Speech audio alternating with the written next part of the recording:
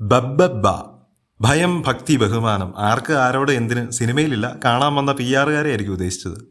ഭ്രാന്തന്മാരുടെ കഥ യൂണിവേഴ്സ് എന്നൊക്കെ ആദ്യമേ മുൻകൂർ ജാമ്യം എടുത്തിട്ടുണ്ട്. പിന്നെ ലോജിക്ക് ബ്രില്യൻസ് തുടങ്ങിയ യാതൊരു പരിപാടിയും പ്രതീക്ഷിക്കരുത് എന്നാണല്ലോ.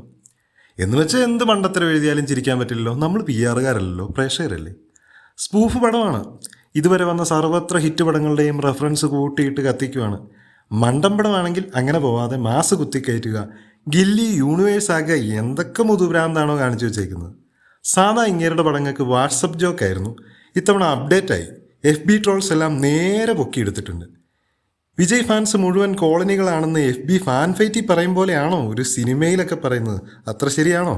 കോളനി പിള്ളേരുടെ ഫൈറ്റിൽ ഒരു ഹീറോയുടെ കഥ പറയുന്നു. മുഖ്യമന്ത്രിയെ തട്ടിക്കൊണ്ടുപോയ ഹീറോ, അതാണ് കഥ. വിനീത് ചെന്നൈ സ്റ്റാർ ആണ്, ഞാൻ ഇൻ്റർവ്യൂ സ്റ്റാർ ആണ് എന്നൊക്കെയുള്ള തേഞ്ഞൊട്ടിയ കോമഡികളാണ് തുടക്കം മുതലേ. എന്തൊക്കെ മണ്ടത്തരം എഴുതിയാലും ഇവർ തന്നെ അതിനെ പൊളിച്ച് ഡയലോഗ് എഴുതി വിടും. മാനേജ് ചെയ്തെന്ന് ഇവരങ്ങ് വിചാരിക്കും. VFX എന്നൊന്നും പറയുന്നില്ല, കാർട്ടൂൺ ആനിമേഷൻ ആ ടൈപ്പ് സാധനമാണ്. മേക്കപ്പ് പിന്നെ തങ്കമണി സിനിമയിലേക്ക് പോലത്തെ വിഗ്ഗാണ്, ഒന്നാന്തരമായിട്ടുണ്ട്. മണ്ടൻ പടത്തിൽ കിഡ്നി ടച്ചിങ് സ്റ്റോറി ആയിട്ട് സാഡ് ഉണ്ടാക്കി മണ്ടൻ പടം എന്ന പേരും കളഞ്ഞ് തൊലിഞ്ഞ സ്റ്റോറി. എവിടെയും ഒന്ന് ഉറച്ചേക്കണ്ടേ.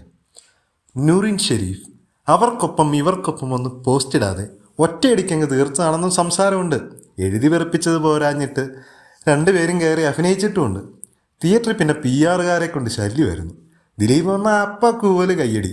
ദിലീപാണോ വരുന്നതെന്ന് പോലും നോക്കാതെ ബൈജുവിനും കിട്ടി കൈ അടി. ലാലേട്ടൻ്റെ ഏറ്റവും മോശം ലുക്ക് ആൻഡ് ക്യാമിയോ. ബറോസ് കഴിഞ്ഞ് ട്രോളൊന്നും കിട്ടാത്ത അങ്ങേർക്കും തൃപ്തിയായി കാണും. അഴിഞ്ഞാട്ടം എന്നൊരു സോങ് ഉണ്ട്. Parody song തോറ്റുപോകും.